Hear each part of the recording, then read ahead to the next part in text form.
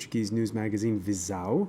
Is that right? Very well. Okay, there we are. Simon Cooper of the Financial Times, and Paul Taylor of the Reuters news agency. The World This Week, where you can always weigh in throughout the week on the conversation on Facebook and also on Twitter, where our handle is at FrancoisF24. Now, in Cairo's Tahrir Square this Friday, supporters of football club Al Ahly leading the charge against security forces, venting their rage after Egypt's worst ever football disaster. At least 74 killed Wednesday in Port Said in savage riots after the final whistle and the win of arch rivals Al Masry. Simon Cooper here present will attest to the fact that it's certainly not the first, nor by far the bloodiest soccer stadium disaster ever, but the timing and the circumstances have a whole lot of Egyptians crying foul. Christopher Dickey, obviously we may never get a proper inquiry into what happened exactly in that stadium, but what's your hunch? Well, I think probably it's exactly what you see. Soccer fans get out of hand, they get violent. It's happened a lot in Egypt before. It's happened, as you say, in a lot of places. But right now there is a mood that the army and the police working for the army are not doing their jobs. That, in fact, they want to encourage chaos. So whether that's true or not is less important. That's the way a lot of people feel right now. And I think that's what we see in the Tahrir demonstrations and in the general mood that's sort of settled over the country. The mistrust in no short supply, as you say, in a nation where a new parliament's just been elected, but where the old military establishment is still around, the caretaker leader putting his own spin on the situation. If there's anyone trying to destabilize Egypt, they will fail to achieve their goal. Everyone involved in this incident will be brought to justice. And again, all this taking place in a sort of atmosphere of constant mistrust. But as Christopher Dickey says, whether or not there was a plot at this point is almost irrelevant. Yeah, it is, sadly. I mean, I covered the Heysel Stadium disaster in Brussels 25 years ago, where, again, it was sort of soccer fans that got out of control, inadequate policing, inadequate stadium, people getting trapped. And this is so often the way things happen in stadiums. But what matters is that, unfortunately, politically, is that it just fuels the idea that there's some kind of a conspiracy. And what it may do is both add to pressure to try and get the army out of power in Egypt, all of those who oppose the sort of the army's supposedly transitional role before handing over to civilian rule will be, increasingly driving to get the army out of power. Or it may lead to the army clamping down and sort of saying they're the last rampart against chaos. I think what's interesting is that the Muslim Brotherhood, who are the most powerful party in parliament and now have a strong interest in kind of making parliament the center of things, have been rather critical of the army over this, and it makes it more difficult, I think, also for them to come to some sort of power sharing arrangement with the army, because it increases the mutual suspicion there. And they, of course, have got more radical Islamic forces that are snapping at their heels, the Salafists, who got a significant part of the vote and who are represented in parliament, and who will be looking to trip up the more moderate Islamists as they go along. So I think, unfortunately, it's the kind of random incident which can make the situation, a tense situation, just that bit more unstable. Ana Navarro, Pedro. We don't know. We have no information whether it was an incident or if there was some plot behind it. That's majority of public opinion seems to believe. So let's keep it at such right now. But let's not forget that soccer and politics are walking hand in hand very often in history. And let's remember the Balkans, let's remember former Yugoslavia, where just before wars broke up in 1991 with independence, of the several republics, you could see a lot of violence in soccer matches all around the country. And there were people dead, and they were actually a kind of geopolitical map of Yugoslavia at the time. So let's not put push aside what happened in this match because politics and soccer go hand in hand, and some arrangements are made behind the scenes sometimes. Simon Cooper, your thoughts on that? Yeah, I've followed football and politics a long time. I think it's a fascinating one. I mean, football matters hugely politically because a game like that, you have televised violence. And outside Tahrir Square, it's one of the few places where a lot of people come together and the cameras are there and they show people being killed. So that's why football can evoke political passions. The other thing is that what we do know is that football fans have been quite important in Egypt's revolution over the last year. In Tahrir Square, in marches on Parliament, in the siege of the Israeli embassy, the ultras of the two Cairo clubs were strongly represented. In an undemocratic country like that, football fans can be a big force. And Al-Ahly supporters, as you say, the vanguard of the revolution. We can now show you some amateur footage of the ultras, their hardcore fans, entering Tahrir Square. This was last September in a call to the military to spell out an early departure date from power.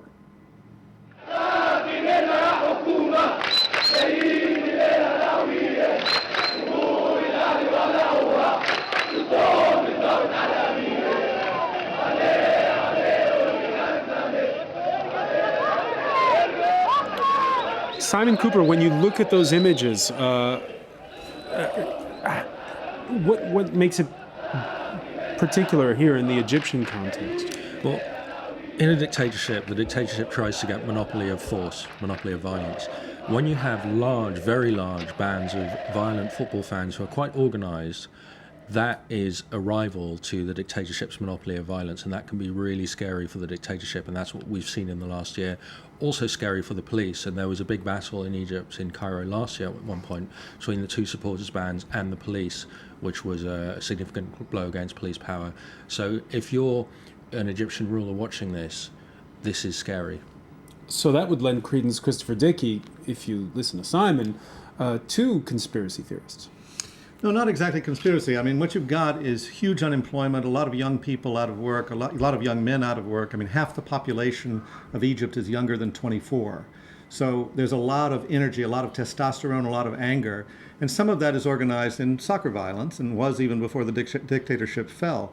Now, a lot of these people are looking for action. They're looking to do something. That doesn't mean there's a conspiracy, but it does mean, yeah, guys, let's get together. Let's go out and raise hell. Let's fight it out with the police. Let's do something.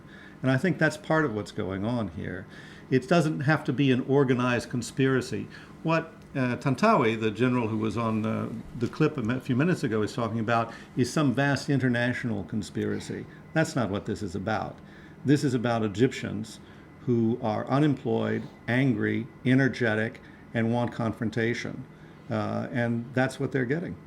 But they're also pointing to the fact that the stadium gates were locked, that the lights went out. But that happened at Heysel. That happens all the time. And most of the people who died from being crushed to death, which is typical in a crowd panic scene. Yeah. We have been showing now live images the past few minutes from Tahrir Square. It's yet again drawing people back to the center of Cairo. Is this going to hasten the departure of the Supreme Council of the Armed Forces? No, I don't think it is going to hasten the departure of the Supreme Council. It may hasten the departure of one or two generals, but the army wants to hold on to power, and it can hold on to power for a very long time, because ultimately the more disorder there is in the country, the more a large number of Egyptians turn to the army and say, give us order. Give us back the order that we lost, which is what the army and the military is banking on. Now, you would think that that's paradoxical, but part of the problem, part of the reason that you're hearing about a plot within the army is because of the inaction of the police, the inaction of the military in the stadium. They didn't keep order. So what is it the people in Tahrir want? The army gone or the army keeping order? I don't think it's very clear at all. I think the majority of Egyptians now would like to see a restoration of order, and that's what the army wants. All right, we'll have to see now how the silent majority, as it were, as it all plays out. Democracy in a brittle phase in another place, it seems, and one that at this point is proving to be a bit of a letdown. Democracy's had its ups and downs in Africa in the last 2 decades since the end of the Cold War. Certainly, though, one of the nations hailed as a continental success story was the former French colony of Senegal, visited by 2 U.S. presidents in recent years, a place where regime change came through the ballot box in 2000. And guess what the guy who won that election wants to stay on for longer. In Senegal this Friday, there were fresh protests against 85-year-old Abdoulaye Wade's third run for president. The Constitutional Court, whose members he picked, ruling that a new rule on the term limits does not apply retroactively, barring also, by the way, pop icon Youssou N'Dour from running, at least 3 killed in the ensuing riots. My parents are scared because they don't know where Senegal is going. It's true, we're afraid. The country is in an extremely serious situation. And we've been getting a lot of reactions on this story because it just seems like such a familiar tale at this point. He wants to hang on to power, and it looks as though Paul Taylor that he's ready for a showdown ahead of that February 26th election. Well, it does look that way, and it looks as if he wants to, above all, control his succession. At 85, it's hard to imagine he'll serve a full 7-year term. He'd be 92 at the end of it. But he does seem to want to control the succession. He's denied, and his son's denied, that the idea is to hand over to his son, who's spent a lot of time abroad and speaks apparently better English than Wolof, the main language there. But clearly, Abdoulaye Wade, who himself was an opposition leader for 25 years. I remember meeting him in the early 80s when he was an opponent of President Senghor, and then waited his time, did run for election, got elected. Is just not, he's not prepared to let go, and the risk obviously is that this will lead to severe violence because this is, I think, a test case for whether the mood of the Arab Spring is going to sort of jump over the Sahara, as it were, and start to play a bigger role in sub-Saharan Africa. And I think that Senegal is one of the places where it might strike now. And at the same time, it is a democracy, Yeah. and that's why it's so important what is happening there right now.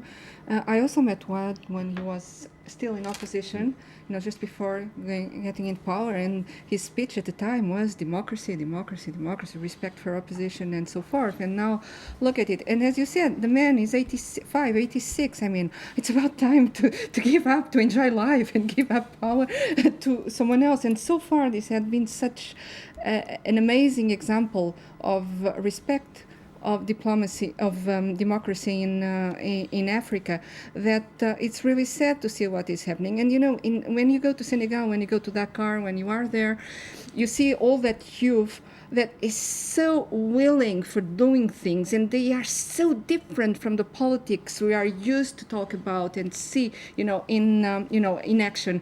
They are so eager, to go forward and to be creative and to do business and to pull up their countries.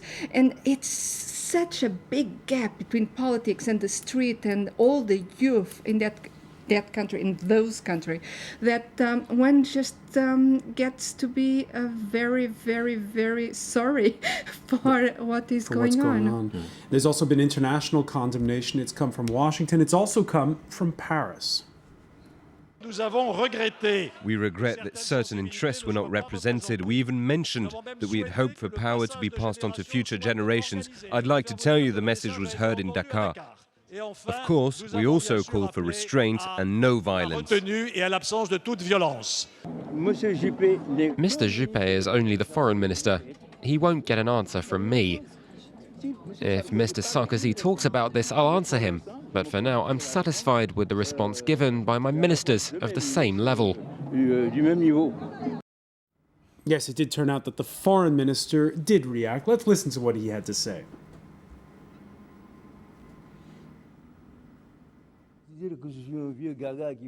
Cette question, jamais un journaliste africain ne la pose jamais. C'est pas africain. Of democracy, but we will not accept orders. No countries will dictate what we should do. Senegalese people are very mature in that sense. Des personnes habitées par une grande maturité. And Simon Cooper, the cry resonates with a lot of people in Africa, which is, how dare these Westerners tell us how to run our affairs? That's what Mugabe always said when the Brits complained about his dictatorship. But it's very sad, particularly because democracy has actually spread very successfully through West Africa in the last decade. A decade ago, this was a war zone. Ivory Coast, Liberia, Sierra Leone. Now, most of these countries are democracies, fragile to stable. And so for Senegal to go the other way would be really against the trend.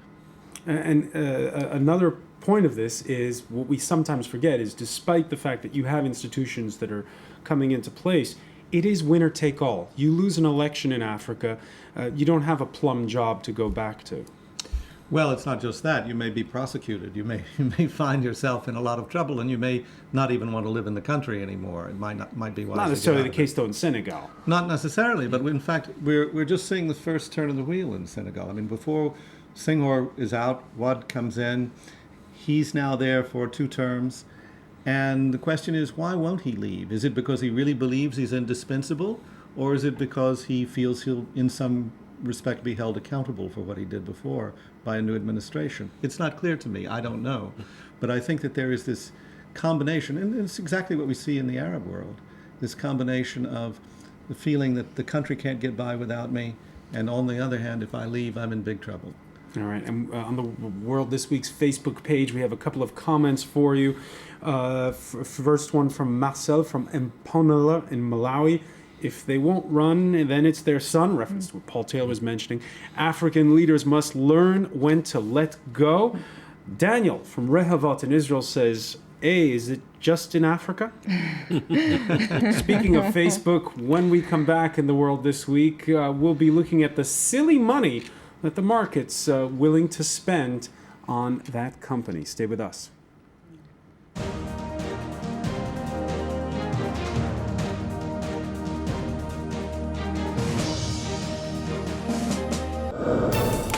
Watch all of France 24 on France24.com. It now features more content and is quicker and easier to use. 24 hours a day, wherever you are, visit our website and catch up on all the latest news. Watch the channel in high definition. Pause live TV and watch programs from the past 24 hours at the click of a button. Find our reports, programs and web documentaries in seconds. All of France 24 in French, English and Arabic on France24.com.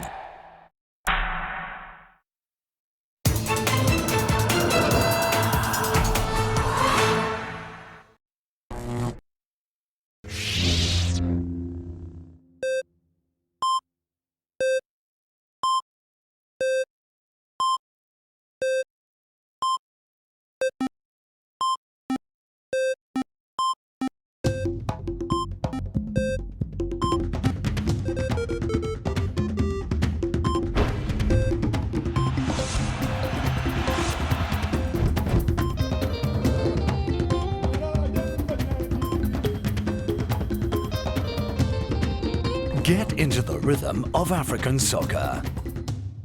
Africa Cup Fever until February 12th on France 24.